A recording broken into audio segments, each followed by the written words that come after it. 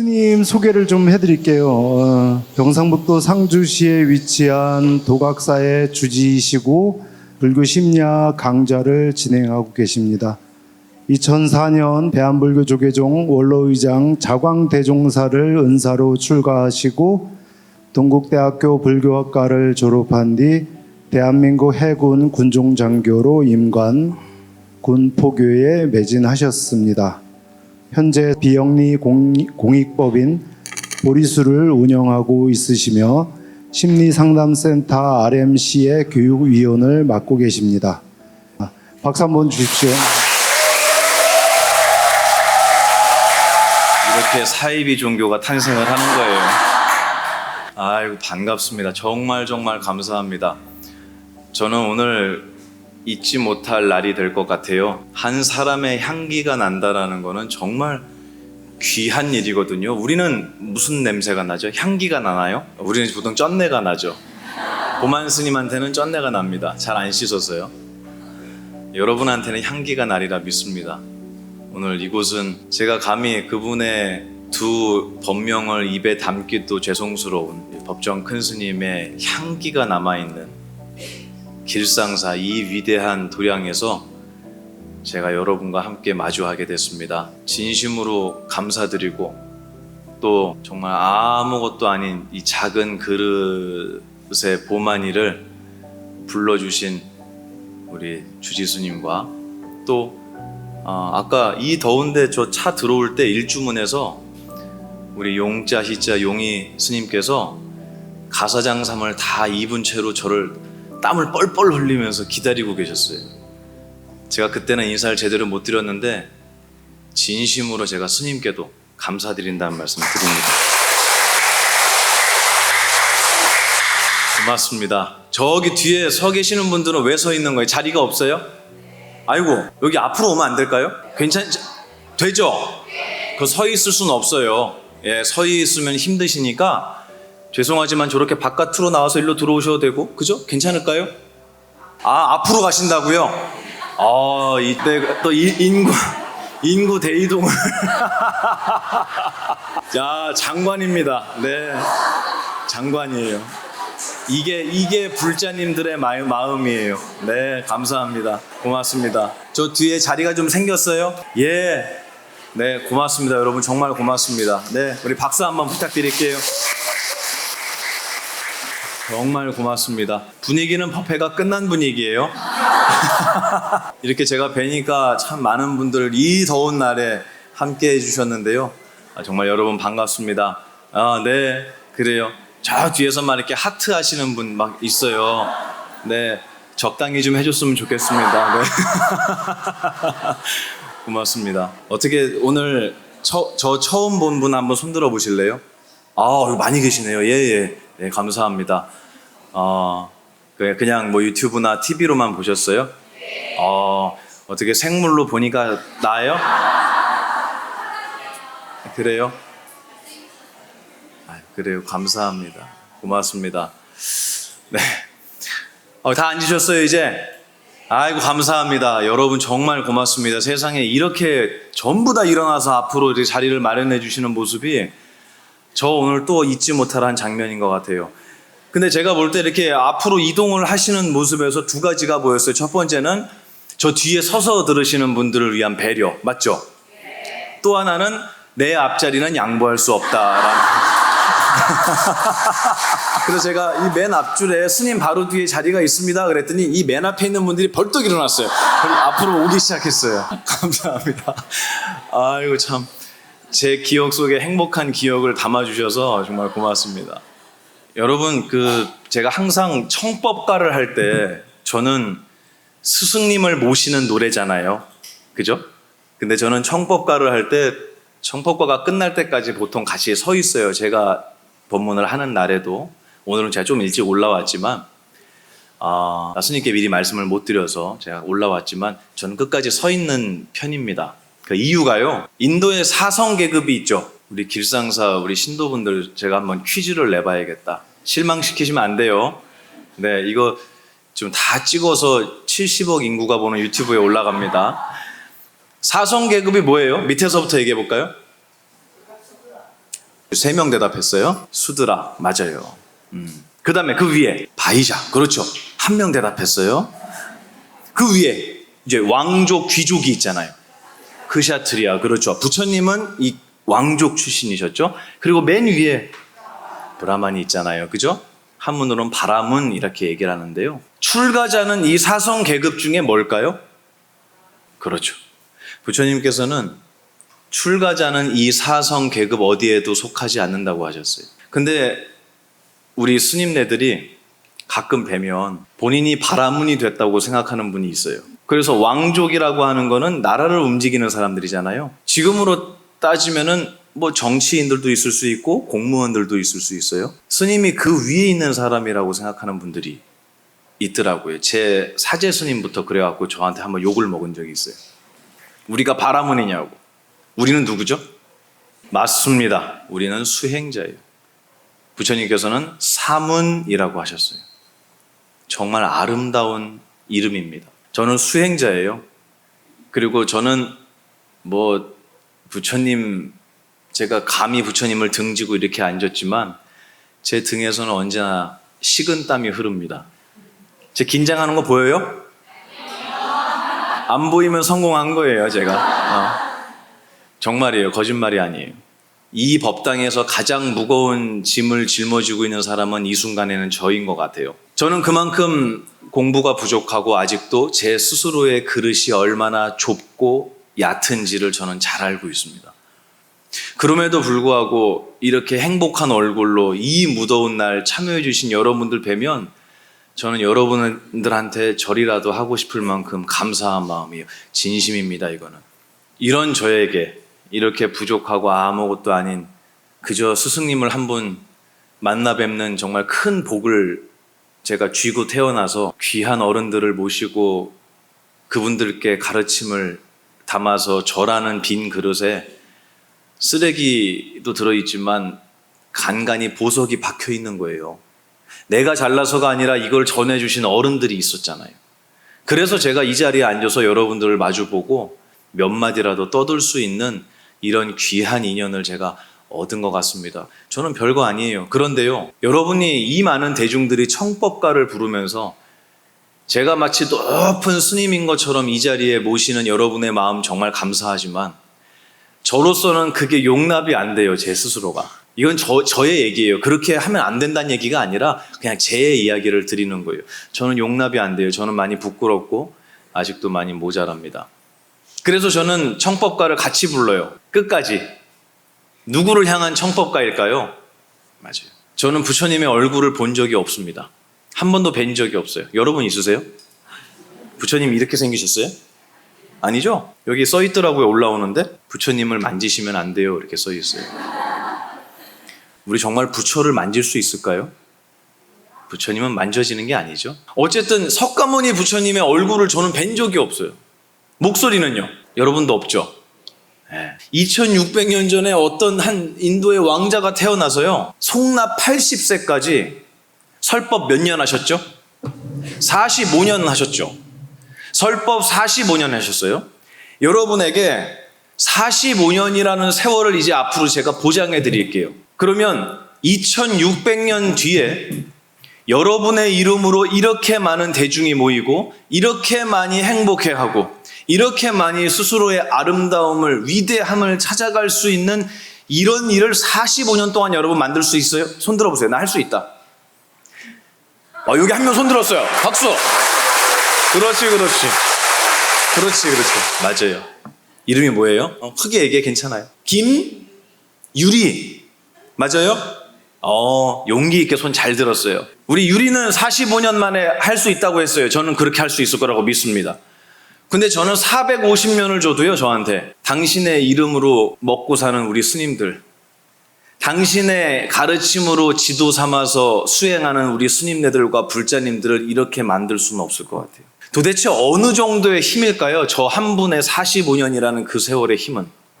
여러분 상상하실 수 있으세요? 대통령 이름 몇 년 기억될까요? 사람들한테 100년이요? 200년이요? 글쎄요. 잊고 싶지 않으면 다행이죠. 네, 인류의 지도자라는 사람이 모든 사람에게 사랑받는다는 건 힘들어요. 그런데 저분은 휴대폰도 없는, 휴대폰이 뭐예요? 신발도 안 신고 다니셨어요. 옷은 무슨 옷을 입었냐면 우리 수님네들처럼 이 비싼 가사를 입은 게 아니고 죽은 사람 옷 벗겨다가 입으신 분소이를 입으셨어요. 그 분소이 평생 빨아서 입으시면서 맨발로 밥그릇 하나 들고 전 인도를 걸어 다니시면서 길에서 주무시고 그러면서 밥 얻어 드시면서 때로는 거렁뱅이처럼 거지처럼 푸대접 받으시면서 때로는 병에 시달리시면서 비를 맞으시면서 45년을 인도를 걸어 다니신 거예요. 우리나라처럼 덜 덥게, 우리나라만큼 안 덥겠습니까, 인도가? 그렇게 45년을 맨발로 다니시는 분이 남겨놓으신 말씀이 2600년 뒤에까지 남아있는 거예요. 도대체 무슨 말씀을 하셨을까요, 그분? 정말로 이 전교에서 꼴찌에서 2등하는 내 아들 기도 붙이면은 막 대학 붙는 그런 얘기를 하셨을까요? 그거는 방편이죠. 그거는 대한민국 불교의 문화죠. 그거 말고요. 정말 당신께서 우리에게 간절하게 전해주시려고 했던 너무너무 편찮으셔서 마지막에 누워서 마지막 제자 100살이 된 마지막 제자시잖아요. 그분이 연세가 100세라고 해요. 그 노인분이 찾아와서 부처님을 뵙고 가르침을 듣고 싶습니다 했더니 안한존자가 시자가 막았잖아요. 안 됩니다. 부처님께서 많이 위중하십니다. 그 얘기를 듣고 부처님 누워서 뭐라 그러셨어요? 들어오라고 해라. 그래서 마지막으로 법문을 해주셔서 제자로 만들어 놓고 막말로 숨 넘어가기 직전까지 하신 거예요. 그런 분을 제가 등지고 앉아서 청법가를 제가 듣는다고요? 제 기분이 어떻겠어요?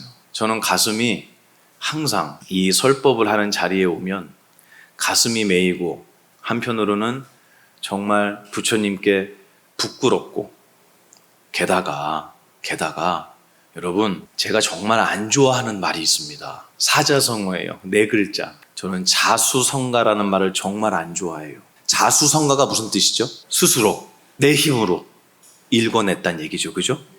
의역을 하면 그렇잖아요. 내 손으로 할 수 있는 일은 단 한 가지도 없습니다. 이 법당 여러분이 지셨어요? 제가 지었나요? 이 위대한 길상사라는 도량을 보만이라는 중이 만들었나요? 이 마이크 제가 설치했나요? 이 의자 제가 갖다 놨나요? 카메라 제가 잡고 있나요? 도대체 저는 한 게 뭐죠? 여러분은요? 여러분은 이 땅에 오셔서 이 위대한 부처님의 승가에 수행자의 집안에 여러분 뭐 하셨죠? 또 여러분의 인생을 지금까지 잘 만들어 오셨잖아요. 이 인생을 귀하게 만들어서 이 자리에 이렇게 건강한 얼굴로 밝은 얼굴로 부처님의 가르침을 듣겠다고 이렇게 위대한 수행자들이 모였어요. 그런데요, 정말 여러분의 인생을 여러분 혼자 만드셨냐는 거예요. 아니죠. 아니에요. 내가 알지 못했던 수많은 어른들이 내가 딛고 있는 이 자리를 만들어 주셨습니다. 저는 그거를 잊을 수가 없어요. 옛날에는요, 저 정말 교만했어요. 왜 이렇게 고개를 끄덕여요? 여기 이상한 분들이 있네? 저 교만했어요. 그랬더니 저 정말 교만했어요.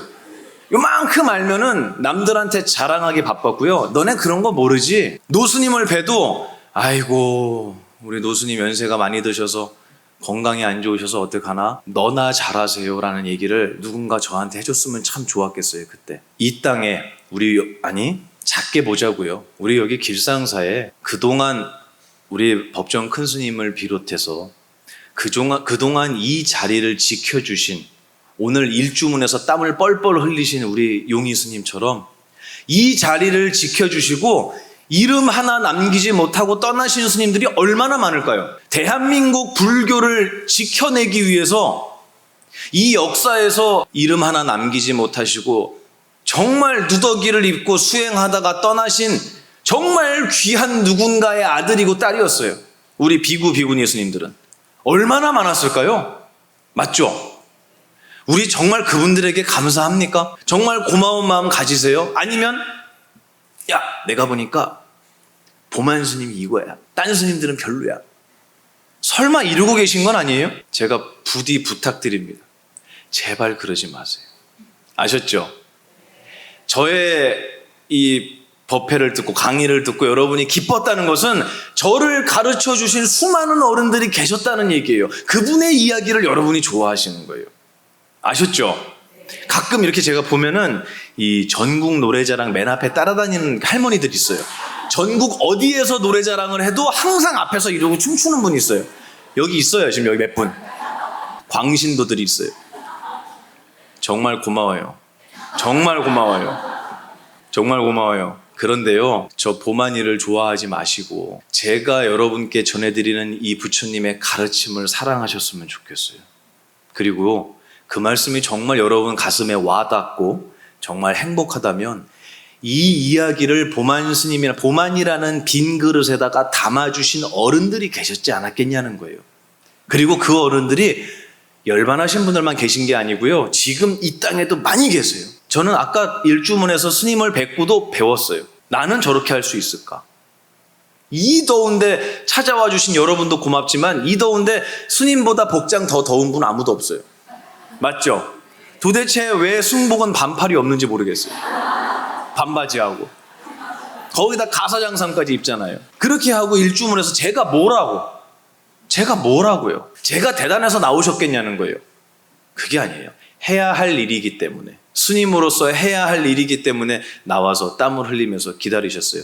이런 스님네들이, 이 귀한 스님네들이 얼마나 많은지 몰라요. 대한민국은 정말 축복받은 나라입니다. 그런데요, 공부를 하다 보면요, 참 교만해지는 것 같아요. 이제부터는 제 얘기예요. 여러분 얘기가 아니고 제 얘기예요. 예전에 불경을 보면 이런 말이 나와요. 제가 TV 불교심리학에서도 한번 다뤘던 얘기인데요. 어떤 왕이 부처님 계실 때, 부처님 제세 시에 있던 왕이었는데요. 이 왕은 공무원이잖아요. 지금으로 얘기하면 맞죠? 그러니까 자기가 통치하는 전 그 국가의 도시, 지방을 다 다녀야 돼요. 그게 맞아요. 왕이라고 왕궁에 누워있는 게 아니라고요. 올바른 왕이라면 다 다녀야 되는데 이 왕이 그랬나 봐요. 그래서 출장이 말도 못하게 많았나 봐요. 왕이. 근데 왕이 출장 가면은 KTX 타고 혼자 갑니까? 그럼 어떻게 가요? 아이고, 뭔 수행원이 그렇게 많이 필요한지, 가면은 음식까지 해야 되니까 요리사까지 따라가요. 네. 옷 갈아입어야 되니까 이 코디네이터 따라가야 돼요. 네. 거기다가 왕이 거기서 무슨 말을 하고 무슨 정책을 지시했는지를 받아 적는 서기도 따라가야 돼요. 거기다 걸어가나요? 마차를 타든 뭘 탈 거 아니에요.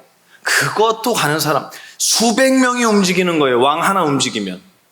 그런데요, 이 왕이 출장을 그렇게 다니면서 자기 출장 가는 지역의 근처에 석가모니 부처님께서 계시다는 말씀만 들으면 매번 거기를 들르는 거예요. 미쳐버리는 거예요, 정말 밑에 있는 사람들이. 예를 들면 이거랑 똑같아요. 서울에서 대전을 출장을 가야 되는데 상주에 보만 스님이 있다니까 상주를 들리는 거예요. 대전에서 상주까지 가깝나요? 이런 식이었던 거예요, 그 당시에. 그런데 차 타고 가는 게 아니잖아요. 또 날씨가 맨날 시원하기만 한가요? 이렇게 뜨겁고 때로는 비가 막 억수같이 쏟아지는데도 나는 부처님을 뵈러 가야겠다라고 왕이 얘기하니까 밑에 있는 신하들이 막 스트레스가 말도 못하는 거예요. 우리 MG 신하들이 있었으면 이랬을 거예요. 부처님 보러 가야겠다. 자, 마차를 준비해라. 그럼 왜요? 야, 가야지. 제가요? 부처님 가서 인사드려야지. 인사요? 제가요? 왜요? 근데 왕한테 그럴 수는 없잖아요. 그래서 울며 겨자 먹기로 따라갔대요. 불만이 있었을까요? 없었을까요? 그분들 마음에. 있었죠. 불만은 아무리 내 속에 있는 탐, 진, 치, 삼독은요, 아무리 덮으려고 해도 악취가 뭐예요? 나쁜 냄새. 악취와 같아서 덮을 수가 없어요.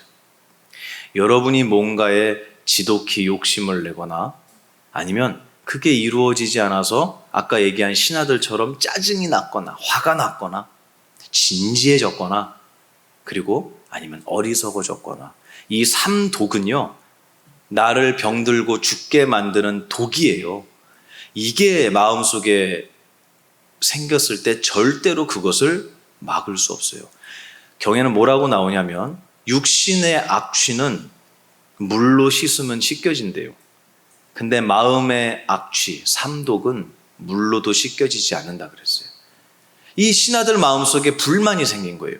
그랬더니 이 왕이 알까요, 모를까요? 그 불만을. 모를 수가 없죠. 맨날 같이 있는데. 그래서 이 녀석들이 불만이 많구나. 불만이 많구나. 그래서 어느 날 이 지혜로운 왕이 이런 지시를 내립니다. 요즘 같으면 상상할 수 없는 지시예요. 신하들에게 이렇게 불러요. 신하들을 불러서, 야, 오늘 너희들 나가서 짐승의 머리 100개 하고, 짐승 머리 있죠? 뭐 있잖아요. 뭐 돼지 머리도 있고, 뭐 염소도 있고, 있을 거 아니에요. 짐승 머리 100개 하고, 사람 머리 하나 하고 갖고 와. 이렇게 얘기했대요. 끔찍하죠. 근데 왕이 시키면 어떻게 해야 돼요? 해야죠. 여러분, 제가 시키면 해요, 안 해요? 안 하죠. 안 해요. 얼굴 살려.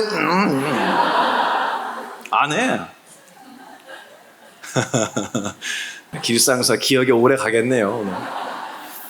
사람 머리 하나 하고 짐승 머리 100개 갖고 오라 그러니까 알겠습니다. 그래서 구해왔대요. 그랬더니 그 다음 뭐라 그러냐면, 구해왔어? 잘했어. 너네들 이거 들고 나가서 사람 많은 시장 가서 이거 팔아와. 그랬대요. 그래서 또 팔으라니까 팔으러 나갔어요. 짐승 머리 팔릴까요, 안 팔릴까요? 팔리죠. 여러분, 돼지 머리 파는 거 못 봤어요? 봤잖아요. 그죠? 예. 짐승 머리 100개는 금방 팔았어요. 하다못해 가축 먹이로라도 썼겠죠. 사람 머리 팔렸을까요, 안 팔렸을까요? 사람들이 지나가면서 다 욕을 했다는 거예요. 이게 무슨 끔찍한 짓이냐고. 사람 머리 갖다 놓고 이거 얼마예요? 사가세요. 그랬더니 너 정신 나간 놈 아니냐. 거기다가 너 이거 어디서 났어, 이거. 의심스럽죠. 말도 안 되는 짓거리 하지 마. 그렇게 욕을 먹지 않으면 다행인 거예요. 사람들이 비난하고 너 이거 어디서 났냐고 굉장히 끔찍하게 생각해서 인상을 쓰고 돌아서서 다 피해갔다는 거예요. 그래서 결국은 사람 머리를 못 팔았어요, 이 신하들이. 그래서 그걸 도로 들고 왕한테 찾아옵니다. 다 팔았냐? 그랬더니 짐승 머리는 다 팔았는데요, 사람 머리는 못 팔았어요. 사람 머리는요, 하루만 밖에 내놨더니 너무 더워서 다 상했어요. 끔찍하죠. 끔찍해요. 그때 왕이 이렇게 얘기했대요. 짐승 머리만도 못한 게 우리들 머리라고. 도만 스님 머리 갖다 팔면 여러분 살래요? 안 사죠? 생각도 하기 싫죠? 맞아요. 미안한 얘기지만 돼지 머리, 염소 머리보다 못해요. 아무도 안 삽니다. 가치가 없어요. 왕이 이렇게 얘기했대요. 시장에 나가서 돼지 머리만도 못한 사람 머리를 달고 있는 게 우리들이라고. 이런 머리를 달고 다니면서 지혜마저 배우지 않는다면 도대체 우리의 수준은, 우리의 가치는 뭐냐라고 얘기한 거예요, 왕이. 맞죠? 네. 여러분, 아무리 거울 앞에서 진짜 오늘만큼은 내가 빈틈이 없다, 얼굴에. 여러분 다 그러고 왔단 말이에요. 맞죠? 완벽하다. 나이를 거꾸로 먹나 보다, 나는. 이렇게 아무리 거울 앞에서 자기의 외모를 칭찬하고 아무리 대단하다고 스스로를 자랑하더라도요, 여러분 머리는 아무도 안 삽니다. 제 머리도 아무도 안 사요. 다시 말해서 우리의 육신이라는 거, 내가 평생 나라고 믿고 있던 것들의 가치는요, 생각보다 초라합니다. 저 역시 그렇고요. 여러분도 마찬가지예요. 그럼에도 불구하고 부처님의 가르침마저 거기에 담지 않겠다? 우리 어디로 가고 있냐는 거예요. 제가 이 얘기를 왜 하느냐, 여러분을 보니까 제가 희망이 생겨요. 정말 기뻐요. 거기다가 오늘 우리 용희 스님께서 잠깐 저 차를 한 잔 주셨는데 제 법명을 해석을 해주셨어요. 너무너무 감사했어요. 제가 감사하다고 합장했어요. 제 법명이 뭐예요? 보만이죠, 그죠? 근데 원래 제 법명이 따로 있어요. 제 보만은 어릴 때, 아기 때 받은 이름이고 또 호예요. 제가 호로 쓰고 있는 거고, 건방지게도. 제 법명은 무여라고 있어요, 따로. 아세요? 네. 근데 그 무여가 없을무에 같을여예요, 원래. 없을무 같을여. 그래서 어느 날 제가 군에 있을 때 그 장병들이 묻더라고요, 저한테. 스님 법명 무슨 뜻이에요? 이렇게 물어봐요. 그래서 제가 한문으로 없을무 같을려 이렇게 쓰고 밑에다가 없다, 같다 이렇게 뜻까지 썼어요. 그래 놓고 야, 너희들이 해석해봐라 이렇게 얘기했어요. 그랬더니 없는 것 같다? 귀엽죠. 네. 없는 것 같다라고 제 법명을 번역을 해주더라고요. 그래서 저희 종단에도 그렇게 올라가 있는데 얼마 전에 저희 은사 스님 뵀는데 제 명함을 보시더니 이 같을려 아니야. 남을려야. 이렇게 말씀하시는 거예요. 그러면 없을무에 남을려. 그러면 무슨 뜻이에요? 남는 게 없다. 장사하시는 분이 제일 싫어하는 이름이에요. 남는 게 없어. 남는 게 아무리 해도. 남는 게 없어. 남는 게 아무리 해도. 이 남는 게 없다라는 말보다 아름다운 말이 없습니다, 여러분. 이 더위가 남겠어요? 안 남겠어요? 그렇죠. 남지 않아요. 이거를 부처님께서 무슨 법칙이라고 설명했는지 아세요? 무슨 법? 땡땡법. 무상법. 그렇죠. 또 생멸법. 그렇죠. 이렇게 앵무새처럼 잘 떠들어요. 자다가 깨워서 물어봐도 대답을 할 거예요, 아마. 즉설주활이에요. 그냥 줄줄 나와요. 맞아요. 무상법, 생멸법이라고 하셨어요. 남음이 없는 법칙. 무엇이든지 생겨나자마자 즉시에 이미 벌써 사라져버리는 법칙. 그 법칙 때문에 우리는 단풍을 곧 볼 수 있습니다. 위대한 법칙이죠? 그 이름을 담아주신 거예요, 저한테. 근데 제가 쓰는 이름은요, 우리 무여 스님들이 너무 많아서, 또 어른 노장 스님도, 큰 스님도 계시고, 또 유명하신 스님들이 많이 계셔서 제가 강의할 때는 무여라고 안 하고 보만이라는 이름을 쓰는데요. 그 보만이라는 법명은요, 한자가 보배 보에 가득 찰 만이에요. 그러니까 스님께서 뭐라 그러셨냐면 이 호와 법명이 이 양쪽을 다 설명하고 있다라는 거예요. 이 세상 모든 거는 하나도 남지 않아 다 사라지고 있고, 그럼 아무것도 안 남으니까 허망하냐? 아니에요. 우리는 부처님의 지혜를 담는 그릇이잖아요. 그럼 우리의 그릇에는 무엇이 가득 차야겠어요? 보배가 가득 차야 되는 거예요. 아, 정말 멋진 법명이시라고 이렇게 말씀을 해서 제가 오늘 법문 준비를 안 해와서 얼마나 고마웠는지 몰라요. 그래, 이 얘기를 해야겠다. 그러고 제가 스님께 다시 한번 감사드립니다. 고맙습니다. 보배를 안 담으면 저는 짐승머리만도 못한 놈입니다. 우리 다 그래요. 제가 여러분한테 오늘 해드리고 싶었던 얘기가 바로 이 얘기였어요. 공부하는 수행자의 이 가치는요, 정말 헤아릴 수 없는 보배와 같습니다. 여러분들이 지난날에 어떻게 살아오셨든 상관없어요. 나 옛날에 죄 많이 짓고요. 저 정말 옛날에 나쁜 짓 많이 했고 정말 어리석게 살았습니다. 여러분 만약에 그렇게 생각하잖아요? 그럼 저한테 그 얘기를 할 때 전 이렇게 얘기할 거예요. 그 어리석게 살았던 거 줘보세요. 줘보세요. 아무나 줘보세요.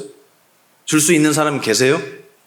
없죠? 못 줘요? 못 줘요 라고 얘기한 이 말 다시 줘보세요. 이것도 없어졌잖아요. 어떤 분이 그러대요? 스님 녹음하면 드릴 수 있어요. 녹음하잖아요? 재생하면은 못 줘요 나올 거 아니에요. 어디 갔어요 또? 역시 마찬가지예요. 아무리 녹음을 해서 무슨 짓을 하더라도 사라진다라는 것은 변치 않는 예외가 없는 법칙이다. 예외가 없는 법칙을 뭐라고 할까요? 진리라고 합니다. 아, 저는 종교가 다르니까 저는 무상법 아니에요. 저는 종교가 다르니까 무여가 아닙니다. 저는 생멸법이 아니에요. 이런 분이 이 세상에 있을까요? 없어요. 그런데 또 이 불교라고 하는 이 부처님의 가르침이 수많은 종교 중에 하나일까요? 저는 그렇게 생각하지 않습니다. 이 부처님의 가르침은 모든 인류가, 다시 말해서 모든 사유할 수 있는 존재라면 반드시 배워야 할 우리 인류의 사용 설명서다. 저는 이렇게 말씀드리고 싶어요. 그것이 바로 불경이다. 부처님의 가르침이다. 불자라는 사실이 여러분 자랑스럽지 않습니까? 자랑스러운 거예요.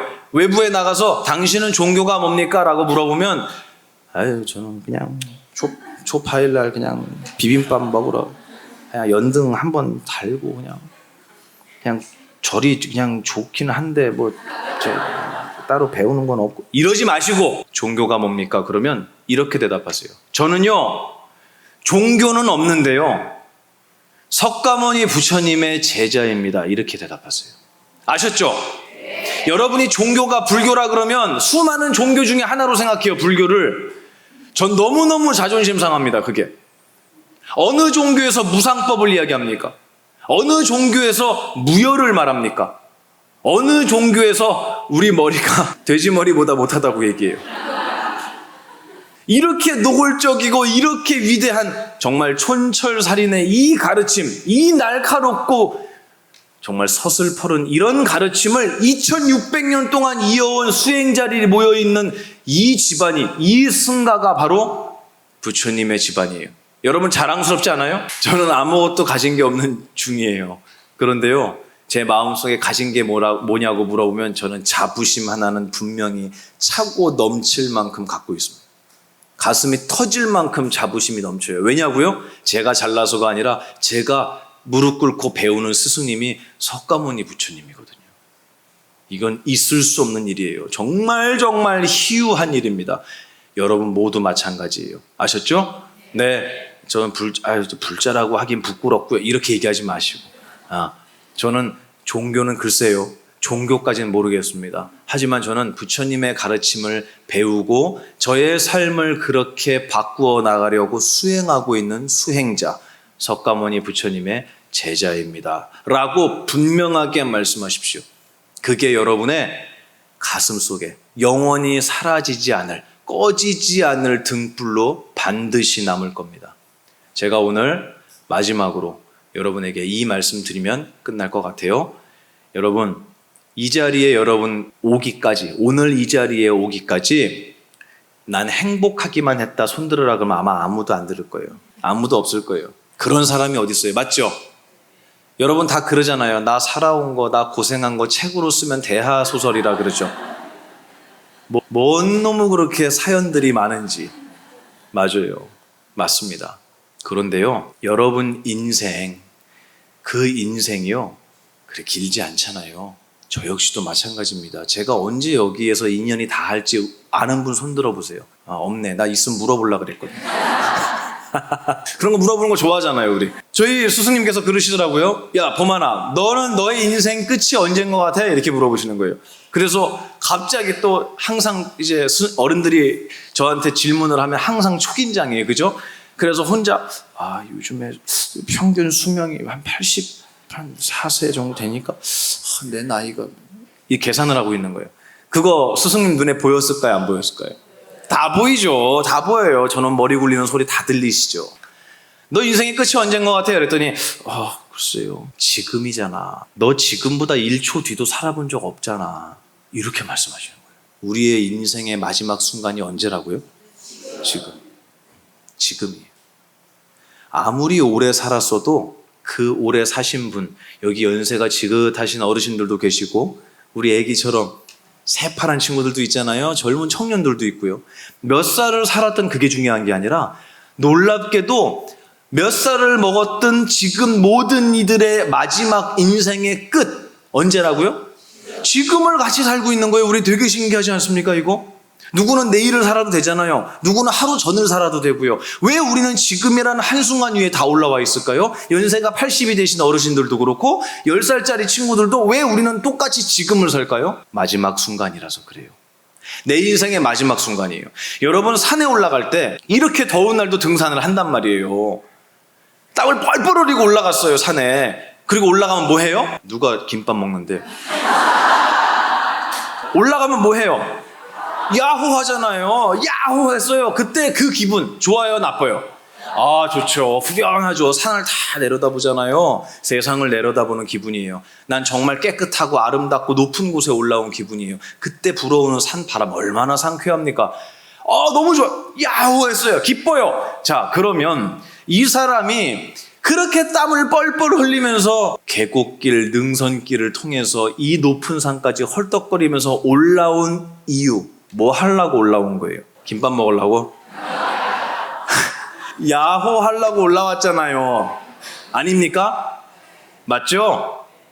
이 사람이 마지막에 뭘 했는지를 보면은 그동안 왜 그렇게 살아왔는지가 보이는 거예요. 여러분, 그동안 왜 살아왔어요? 퀴즈. 그렇지. 그게 대답하기가 별로 싫은가 봐요. 앞에서 본만 스님 만나려고 왔지. 그렇게 껄끄러우세요? 그 얘기하는 게? 빈말 잘하잖아요, 우리. 내가 평생 왜 살았냐고요? 내 인생이 언젠데요? 마지막이. 지금이잖아요.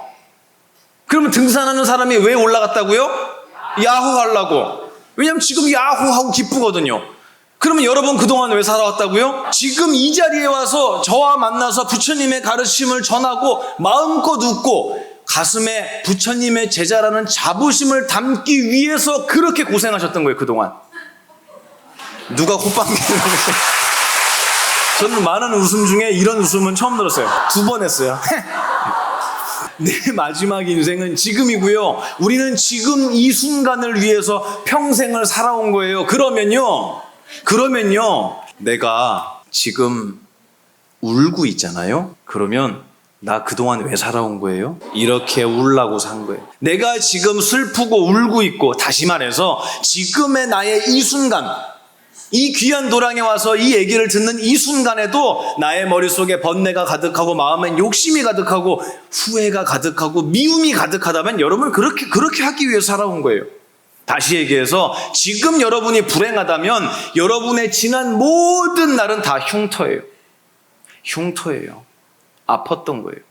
그런데 똑같이 고생을 했는데도 지금 여러분이 웃고 있잖아요. 그러면 여러분의 지난 날의 아픔들은 전부 다 훈장이 되는 거예요. 훈장이 된다고. 이 얘기도 제가 똑똑해서 하는 게 아니고요. 저희 어른들이 얘기해 주셨어요. 너가 지금 행복하면 너의 지난 날은 모두 훈장이다. 전쟁터에 나가서 총 맞는 게 행복이에요? 무시무시한 고통이잖아요. 맞죠? 그런데 그 총 맞고 부상당한 것 때문에 뭘 받았어요? 바로 그거예요. 여러분이 지금 자랑스럽고 떳떳하고 행복하다면 여러분의 지난 모든 고통, 모든 고생, 모든 아픔들은 여러분의 훈장으로 남는 거예요. 그런데도 여러분은 고생하는 거, 힘든 거, 이런 거 피해가려고 부처님한테 1,000원짜리 올리고 부처님 좀 이따 10,000원짜리로 주세요. 이거 해요, 안 해요? 세상에 그런 불합리한 거래가 어디 있습니까? 1,000원짜리 올리고 좀 이따 10,000원짜리로 달래요. 그런 거 말고요. 부처님, 여러분 똑같이 기도하세요. 엎드려서 이렇게 말씀하세요. 부처님, 이 세상은 언제나 햇빛이 비칠수록 진해지는 게 있습니다. 부처님이 말씀하셨습니다. 뭐예요? 그림자가 짙어지는 거예요. 밝음이 강할수록 어두움도 짙어지는 거예요. 우리가 살아가면서 어떻게 행복만을 받을 수 있겠어요?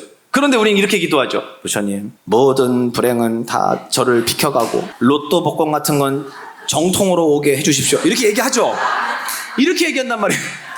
이게 가능한 일이에요? 불가능한 일이에요? 불가능해요. 여러분이 한 번 기뻤다면 한 번 힘들 일도 각오하셔야죠. 그럼에도 불구하고 우리는 불행은 비켜가고 행복만이 오기를 바라요. 이건 수행자인가요? 아니에요. 수행자는 어떤 마음가짐인지를 저는 어른들께 배웠습니다. 어떻게 말씀하셨냐면 절하면서 말씀하세요. 부처님, 제가 전생부터 알지 못한 시기부터 어리석어서 지은 업이 있다면 거기에 대한 과보 달게 받겠습니다. 왜냐고요? 그 과보도 사라집니까? 안 사라집니까? 그렇죠. 저는 부처님의 무상법, 항상함이 없는 법칙, 그리고 생멸법, 생겨난 것은 반드시 사라지는 이 부처님께서 말씀하신 법칙을 믿고 수행하는 수행자이기 때문입니다. 만약에 저에게 힘든 일이 올 일이 있다면 저 아무래도 아무렇지 않게 받겠습니다. 그렇게 얘기한다고 그 일이 오지 않아요. 아셨죠? 여러분 공포영화 볼 때 왜 놀라는 줄 알아요?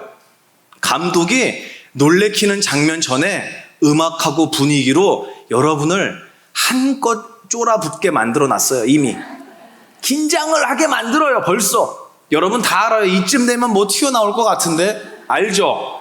그렇게 긴장하고 있으니까 별거 아닌 거에도 놀라는 거예요. 부처님, 저에게 몸에 병이 오면 어떡하죠? 병 안 오게 해주세요. 부처님, 저 부자 되게 해주세요. 부자 되게 해달라는 건 나는 지금 어떤 놈이다? 난 가난한 놈입니다. 라고 여러분이 여러분 스스로를 정의하고 있는 거예요. 근데 남에게 보시하고 베풀면 부자예요? 가난한 자예요?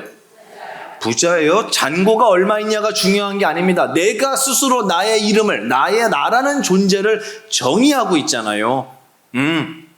저는 수행자입니다.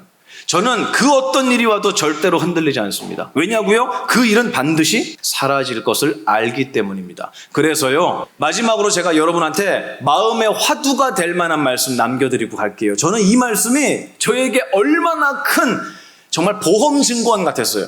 뭐냐면요, 여러분, 부처님을 정말 정말 괴롭혔던 사람이 있어요. 부처님 제설시에. 누구죠? 보만 스님이요?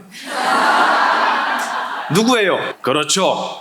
우리 대표적인 불교의 악인, 나쁜 인간이다 라고 얘기하면 제바달다와 앙굴리마라를 꼽아요. 근데 앙굴리마라는 뭐 이미 출가를 하셔서 부처님의 올바른 제자, 수행자가 되셨고, 제바달다 또는 데바다tta라고 얘기하죠. 제바달다는요, 놀랍게도 누구냐면요, 부처님을 가장 정말 사랑했던 이 제자가 있어요. 정말 인간적으로 너무너무 사랑했던 거예요, 이분은. 그래서 부처님의 법문을 그렇게 좋아하면서도 부처님을 인간으로 대했어요. 그래서 이 부처님의 경전을 모으는 결집에서 쫓겨났어요. 10대 제자 중에 한 분인데, 가섭존자에게. 누굴까요? 아난존자였어요. 아난존자가 어마어마하게 잘생겼답니다. 실제로. 그래서 아난존자가 탁발하는 뒷모습만 보고도 절까지 쫓아왔대요. 반해서. 우리 보살님들만 쫓아왔을까요? 아니, 남자들도. 저 요즘에 고민이에요. 아니, 뭔 얘기를 할 줄 그렇게 웃어요? 아니, 우리 거사님들이 공부하는 걸 저는 정말 반가워합니다. 정말 반가워요. 남자들 공부하셔야 돼요. 정말 멋진 한국 남자들이에요. 정말 위대한 한국 남자예요. 그런데 이 남자분들이 법문을 듣고 나서 저한테 뭐라 그러냐면, 제가 항상 얘기하거든요.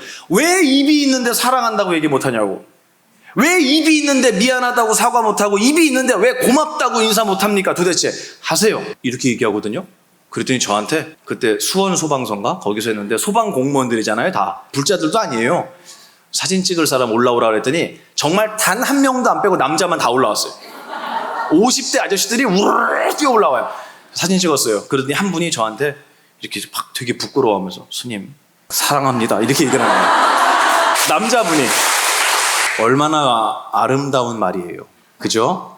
제가 닭살이 좀 돋긴 했지만, 약간 소름이 끼치긴 했지만, 정말 저를 사랑하고 이 가르침을 배우는 것을 즐기는 남자분들이 많아요. 그래서 항상 제가 그런 분들을 뭐라고 하느냐, 보만 스님한테 커밍아웃 했다라고 해서 보밍아웃이라고 제가 이름을 붙였어요. 이렇게 사랑한 아난존자가 있었는데, 이 아난존자의 친형이에요. 누가?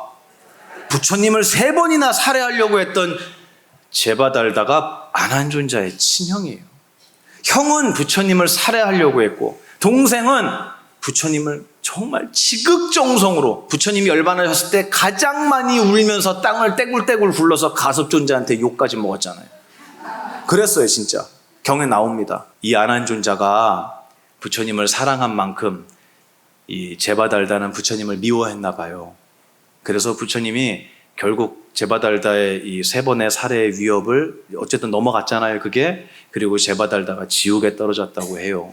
근데 경에 대방편불보은경이라는 경전에 이 말이 나와요. 뭐라고 나오냐면, 이 지옥에 떨어진 제바달다를, 제 기억으로는 목련존자가 맞을 거예요. 목련존자가 면회를 가요. 교도소 면회 가듯이. 그래서 면회를 가면 제일 먼저 누구한테 얘기를 해요? 접견 신청서 쓰잖아요. 여러분 다 경험해봤잖아요, 가서. 아, 몰라요? 왜 난 잘 알지? 접견 신청서 써서 누구 불러주세요, 이거 한단 말이에요. 똑같이 한 거예요. 그래서 옥졸에게, 거기 경에서는 이름이 아방이라고 나오는데요, 이 아방이라는 옥졸에게, 저기 선생님, 우리 제바달다를 좀 불러주세요, 이렇게 얘기했대요. 그때 여러분 잊지 마세요. 그때 이 간수가, 이 옥졸이 정말 기가 막힌 말을 해요. 뭐라고 하냐면요, 어느 부처님의 제바달다를 말씀하십니까? 이렇게 얘기해요. 경에 나오는 얘기예요. 저는 그 경을 보고 깜짝 놀랐어요. 아니, 세상에 어느 부처님의 제바달다를 물어본, 그럼 무슨 얘기예요, 그거? 부처님, 우리 역대 부처님마다, 이 땅에 출연하셨던 부처님마다 누가 있었다? 근데 나한테 제바달다가 없을 거라고 생각하세요? 여러분 인생에 여러분을 괴롭히는 사람이 없을 거라고 생각하시냐고요? 없기를 바라시냐고요? 그래서 이 목련존자가 깜짝 놀래요. 그래서 당황해갖고, 석가모니 부처님의 제바달다요 라고 얘기했더니 제바달다를 불렀대요. 그래서 제바달다에게 묻습니다. 많이 힘들지 않으세요? 그랬더니 제바달다가 또 엄청난 얘기를 해요.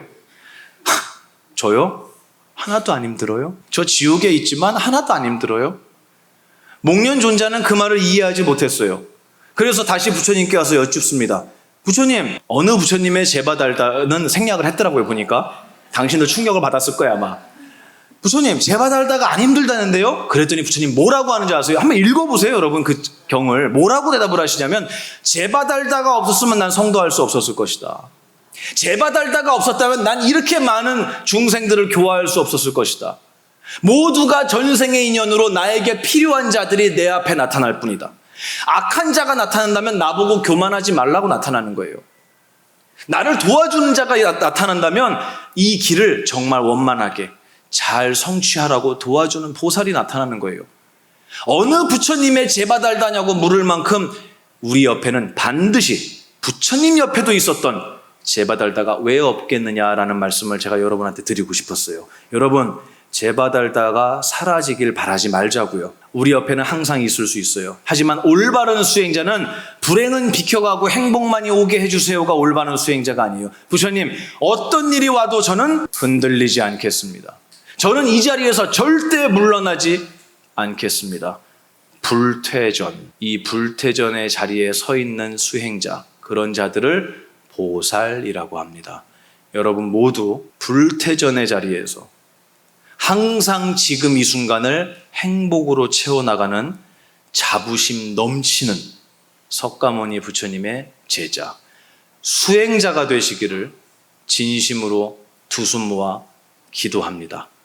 오늘 고맙습니다. 네, 오늘 정말 별것도 아닌, 정말 저는 그렇게 생각합니다. 정말 별것도 아닌 이 어리석은 한 명의 수행자를 이 귀한 도량에 초청해서 이 자리에 앉게 된 이 영광, 제가 다음 생까지 잊지 않겠습니다. 그리고 오늘 이 많은 분들이 이 더운데 이렇게 아름다운 눈빛과 표정을 저에게 본인이 생각해도 어이가 없죠? 네. 이렇게 아름다운 표정을 저에게, 웃음을 저에게 보시해 주신 여러분들, 제가 다음 생까지 잊지 않겠습니다. 그리고 오늘 이 자리를 마련해 주신 우리 길상사의 주지스님을 비롯한 모든 대중스님들, 그리고 이 시간에도 공양실에서 그 더운 불 앞에서 여러분 이제 밥 먹어야 되잖아요. 공양을 위해서 준비해 주시는 수많은 봉사자분들, 정말 모든 분들, 제가 차마 헤아리지 못한 수많은 우리 이 자리에 모인 길상사의 보이지 않는 대중까지 제가 모두 진심으로 부처님의 가피로 건강하고 행복하시길 축원드리고 또 감사의 인사를 드립니다. 여러분 모두 건강하시고 다음 인연 될 때 또 행복한 수행자로 다시 만나 뵙겠습니다. 감사합니다. 그래요. 오늘 이렇게 법관 선생님 모셔서 이 폭염에 자리를 꽉 채워주셔서 감사드립니다. 다음 달에는 또 다른 떠오른 별이 옵니다. 원재 스님이 오십니다. 길상사에는 최대한 여러분이 가까이 할 수 없는 그런 분들을 모셔서 이렇게 법회를 준비하고 있어요. 다시 한번 박수 한번 보내주시죠. 감사합니다.